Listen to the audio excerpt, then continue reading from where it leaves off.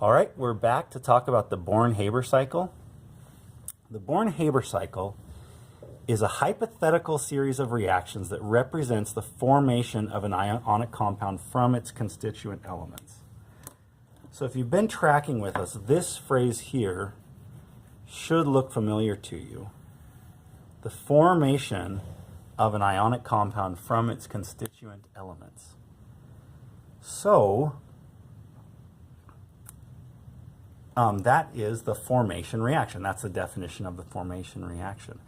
So, to do that overall formation reaction, we're going to develop a series of hypothetical reactions that add up to that, and that's going to somehow help us understand the lattice energy.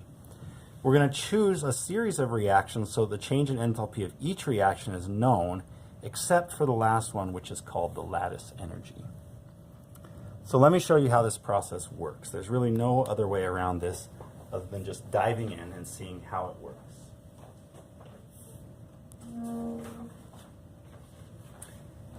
So the first thing we do here for the Born-Haber cycle is we draw that formation reaction. So we're going to start at the bottom here, and we're going to do this for sodium chloride. So we're going to do the Born-Haber cycle to calculate the lattice energy of NaCl, of sodium chloride. So the first thing we need to do is draw the formation reaction. So the formation reaction for sodium chloride is to take sodium solid, react it with 1/2 mole of chlorine gas to form NaCl solid. So here's the idea. We're going to draw out now a hypothetical series of reactions that each do one step to get us to the sodium chloride. And each one of those actually has a known energy associated with that change, except for the last step, and we'll talk through that as we go. So I'm going to draw them each out in a different color so that it's easy to track, and then we'll go back and name what each of them are. So the very first change I want to look at is very simple.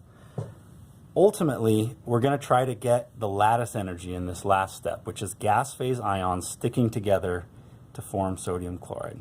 So the very first thing I want to do is just get sodium into the gas phase. So Na gas. So that's one reaction. Sodium solid turning into sodium gas. Next, if we're sticking with a discussion of sodium, the next thing that sodium needs to do is become an ion, because over here there's a sodium ion sticking to the chloride ion. So I'm going to just ionize it and turn it into Na+, still in the gas phase.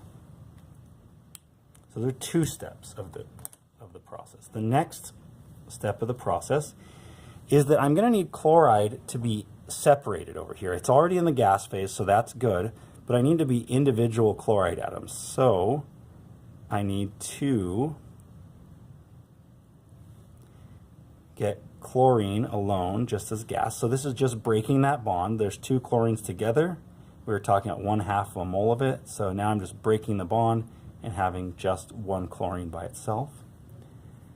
Next, we need to have the chloride ion. So chloride has to turn into Cl negative, still in the gas phase. Then we're ready to do the very last step, which is the lattice energy, which is where we take both of these ions and add them together, make them stick together to form the overall solid. So what are each of these steps, and how does this help us figure out the lattice energy? So let's break this down. The first one that we can look at should be relatively easy to talk about. So the first one is this one, sodium and chloride sticking together from the gas phase to form the solid. That's what we call the lattice energy.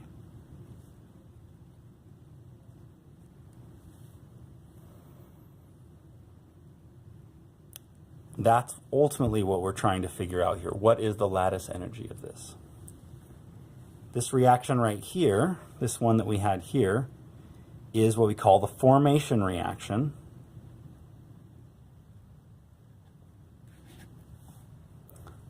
So we can look that up. This one right here is just going from solid to gas phase, is what we call a sublimation. Here we're just breaking the bond.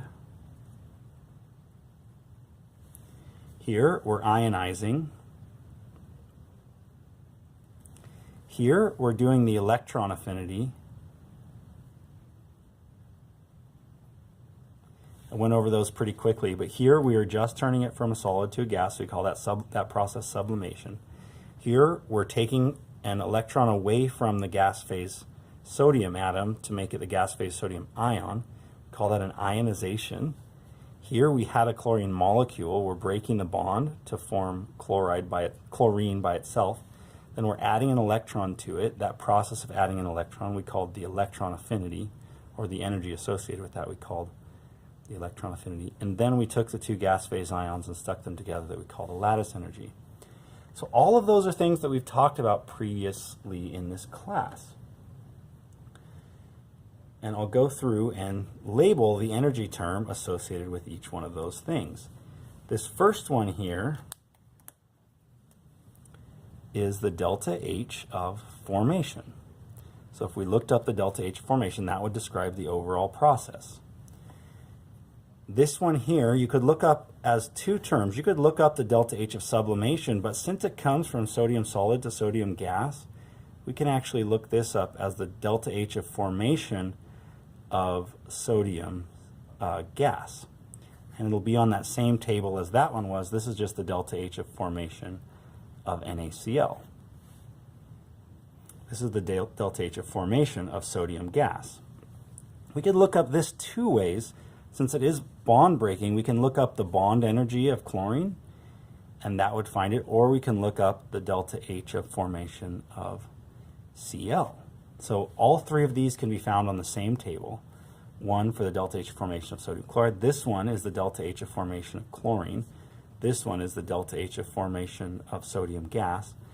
Now, since we're not starting at the sodium at the standard state, we have to look it up somewhere else. But luckily, we've just been talking about this. This is the first ionization energy of sodium. And this is the first electron affinity of chlorine. So you could look up those on those tables. So ultimately, we know all the steps of the process except for this lattice energy one, so we can use that as X in our term. So in other words, the overall process is this reaction, and these are the steps of that process. So we could write out an equation for ourselves down here that looks like this. The first part, delta H of that first step plus delta H of the second step plus delta H of the third step plus delta H of the fourth step plus delta H of the fifth step is equal to delta H of the overall reaction. We know what these are. Delta H of the first step is delta H of formation of sodium gas. Delta H of the second step is the ionization energy of sodium. Delta H of the third step is delta H of formation of chlorine. Delta H of the first step is the electron affinity of chlorine. Delta H number 5 is actually what we're trying to solve for, and delta H of the overall reaction is delta H of formation of NaCl. So you can just simply plug in all these other values, subtract these to get them on the other side of the equation, and solve for X, which is the lattice energy.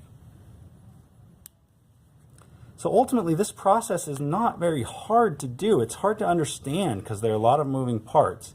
But ultimately, we're just looking up 5 different values on the table. We'll take this overall value, subtract out the others, and you get the lattice energy. That's it. Easy to say, hard to do. Thank you very much, and I'll talk to you later.